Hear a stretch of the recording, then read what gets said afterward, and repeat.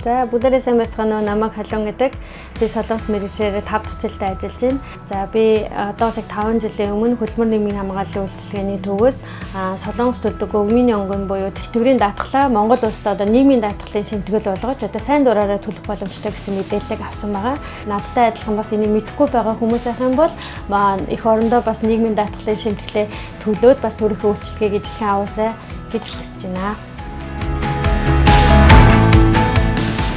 Монгол улс болон Бүгд найрамдах Солонгос улсын засгийн газар хооронд байгуулсан нийгэм хамгааллын тухай хэлцээрийн хүрээнд Бүгд найрамдах Солонгос улсад хөдөлмөрийн гэрээгээр ажилладаг EUS визтэй гэрээт ажилчдаас гадна D8, E7, E8, F2-1, F5, F6-гийн 2 зэрэг хөдөлмөр эрхлэх визний ангилалтай манай улсын иргэд Монгол улсын хууль тогтоомжийн дагуу нийгмийн даатгалын тэтгэврийн даатгалд хамрагдаж Бүгд найрамдах Солонгос улсын үндэсний тэтгэврийн даатгалаас чөлөөлөгдөх боломжтой.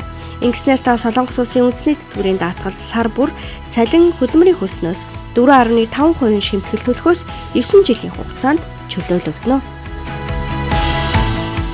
Нийгмийн даатгал таны амьдралын баталгаа, санхүүгийн дарамтыг бууруулах арга хэрэгсэл юм.